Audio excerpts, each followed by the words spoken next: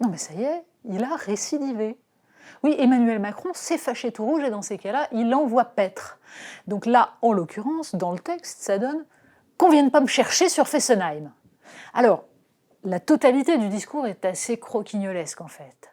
Nous sommes le 5 septembre, Emmanuel Macron est interrogé donc sur la fermeture de Fessenheim, parce que de fait, c'est tout de même un peu dommage d'avoir fermé 2 réacteurs nucléaires quand on s'aperçoit à quel point l'électricité devient un enjeu. Et là, Emmanuel Macron répond tout de go: je vous le dis très simplement, Fessenheim était la plus vieille centrale de notre parc. Elle était à la frontière de l'Allemagne qui, aujourd'hui, n'est pas alignée avec nous sur le nucléaire.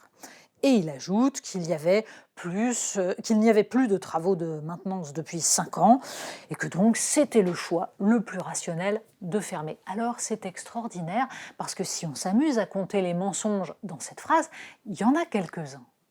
Et les absurdités aussi. Pour les mensonges, il y a la question du choix rationnel et de la nécessité de fermer Fessenheim. Alors Fessenheim avait été totalement entretenue.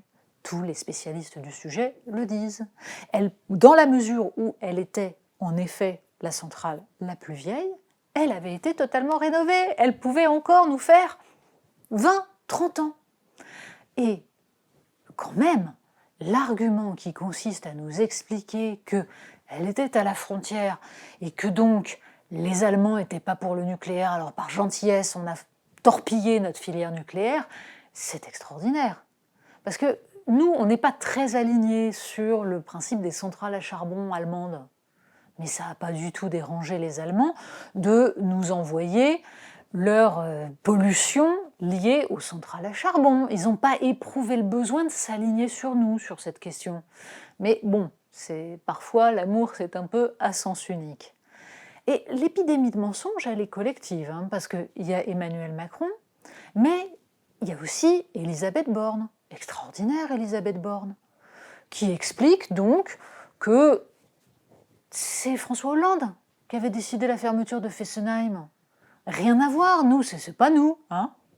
Et jamais, nous dit-elle, il n'a été question de torpiller la filière nucléaire. Alors elle répondait en fait à Jean-Bernard Lévy, donc patron, maintenant ex-patron d'EDF, qui expliquait que s'il y avait des problèmes de maintenance, de recrutement, de compétences dans la filière nucléaire, c'est peut-être parce que pendant des années, on a expliqué que ce n'était pas une filière d'avenir. Donc c'est plus compliqué pour des gens de s'engager dans cette filière, de faire des études, de financer, si on explique que de toute façon tout ça va disparaître. Donc, Elisabeth Borne explique, mais c'est pas nous. Jamais nous n'avons envoyé ce message-là. Alors, on va peut-être rappeler à Elisabeth Borne, le 30 juin 2020, par exemple, le jour de la fermeture de Fessenheim, elle expliquait, ça fait des années qu'on disait il faut fermer des centrales nucléaires, il y a ceux qui en parlent, et puis il y a ceux qui le font. Nous, on le fait. Bah oui, petit joueur, François Hollande.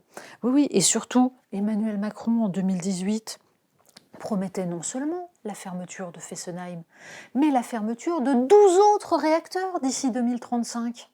Oui, parce qu'il fallait quand même être volontariste, parce que c'était ça, sur ce programme-là, qu'il avait été élu. Alors, c'est peut-être un petit problème de mémoire, peut-être que Elisabeth Borne et Emmanuel Macron ne se souviennent plus très bien, mais en politique, quand on a fait des boulettes aussi monumentales, quand on s'est planté aussi largement, il y a un moment où admettre qu'on s'est planté, c'est pas mal quand même.